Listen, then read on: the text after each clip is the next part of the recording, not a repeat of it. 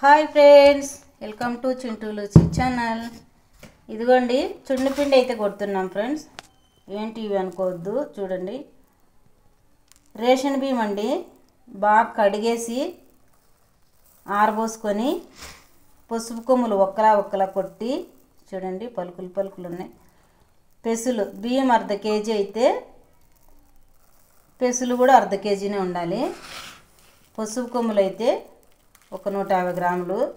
లవంగాలు ఎందుకు అనుకోవచ్చు, మఠాలు ఉండే వాళ్ళకి లవంగాలు బాగా పనిచేస్తాయి ఫ్రెండ్స్. మళ్ళీ ఆ కొవ్వు పదార్థం అనేది రాకుండా అంచివేస్తాయి లవంగాలు.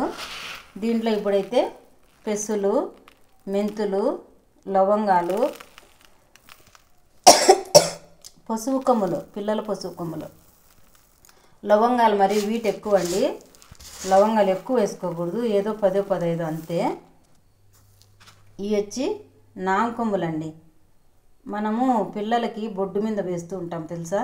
వేడి చేసి ఏడుస్తూ ఉన్నారనుకో పసిబిడ్డలో పాలు తాక్కోకుండా, అప్పుడు మనం బొడ్డు చుట్టుకారం ఈ నామకొమ్ము సాది వేసినామంటే వేడి తగ్గించేస్తుంది, పిల్లలు బాగా నిద్రపోతారు. ఆ నామకొమ్ములండి ఇవి మకానికి సల్ల చేస్తాయి. వేడి గుల్లలు వచ్చే వాళ్ళకి రాకుండా అంచివేస్తాయి. అందుకు చుండుపిండిలో వేస్తున్నాం. దీంట్లో మెంతులు, పసుపు కొమ్ములు, బియ్యము, పెసులు, నామకొమ్ములు, లవంగాలు ఇవి అయితే వేసిన.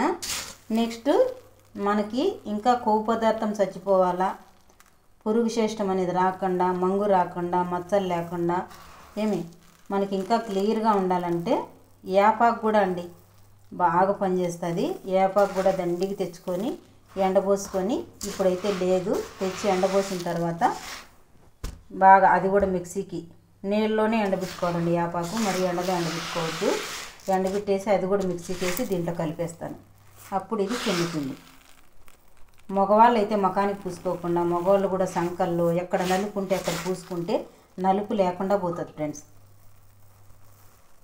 ఓకేనా ఫ్రెండ్స్, నచ్చితే లైక్ చేయండి. ఇదిగో మనం గ్రైండర్లో ఇస్తే వాళ్ళు కొట్టరు, రొట్టెల పిండి కూడా ఆడిస్తూ ఉంటారు కదా. మనం దీంట్లో పసుపు వేస్తాము. దీంట్లో మొత్తమాడి పప్పు కూడా వేసుకోవచ్చండి. నేను వేయలేదు, మాకైతే చిన్నపిల్లలు లేరు, మేము పెద్దవాళ్ళం పూసుకోవడానికే కొట్టుకుంటున్నాం. దీంట్లో ఇంకా ఏమంటారు బాదం పప్పు, మొత్తమాడి పప్పు అంటున్నాం, బాదం పప్పు వేసుకోవచ్చు, ఎండి ఖర్జూరాలు వేసుకోవచ్చు, మంచిది మకానికి వేసుకుంటే. ఇప్పుడు నేను వేసింది అయితే నామకొమ్ము, లవంగాలు, పసుపు కొమ్ములు, పెసులు, బియ్యం, మళ్ళీ వచ్చి యాపాకు ఎండబెట్టి పొడి కొట్టి వేస్తా.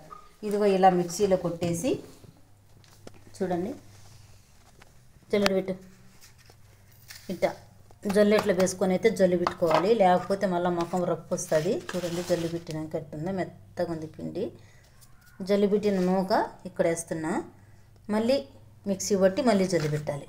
ఓకేనా ఫ్రెండ్స్, నచ్చితే తప్పకుండా లైక్ చేయండి. మీకు కూడా నచ్చితే ఈ సున్నిపిండి తయారు చేసుకోండి. మెంతులు అయితే కంపల్సరీ అండి, మెంతులు వేసిన మర్చిపోయినానేమో. మెంతులు, పెసులు, బియ్యము, లవంగాలు, పసుపు కొమ్ములు అయితే దీంట్లో వేసిన. ఓకేనా ఫ్రెండ్స్, కనిపిస్తున్నాయి మీకు బాగా.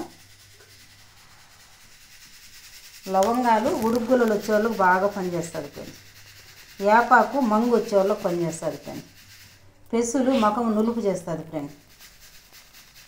పసుపు కొమ్ములు మకాన పుల్ల బొచ్చు లేకుండా చేస్తుంది ఫ్రెండ్స్. బియ్యము మనం ఎంత రప్పు చేస్తే అంత నైస్ వస్తుంది ఫ్రెండ్స్ మకము. ఈ నామకొమ్ములు వేడి తగ్గిస్తుంది ఫ్రెండ్స్. నామకొమ్ములు కానీ లవంగాలు కానీ వేడి గుల్లలు వచ్చే వాళ్ళకి చాలా మేలు చేస్తుంది ఫ్రెండ్స్. ఓకేనా, పూసుకునేది కాదు ఫ్రెండ్స్, దీంతో బాగా మనం రఫ్ చేసుకోవాలి. కనీసం 4 రోజులకు ఒకసారన్నా కడుక్కుంటే సున్నిపిండితో ముఖం బాగా నీట్గా ఫ్రెష్గా మినమిన మెరుస్తూ ఉంటుంది ఫ్రెండ్స్. ఓకేనా, బాయ్. నచ్చితే లైక్ చేయండి, షేర్ చేయండి, మన ఛానల్ని సబ్స్క్రైబ్ చేసుకోండి.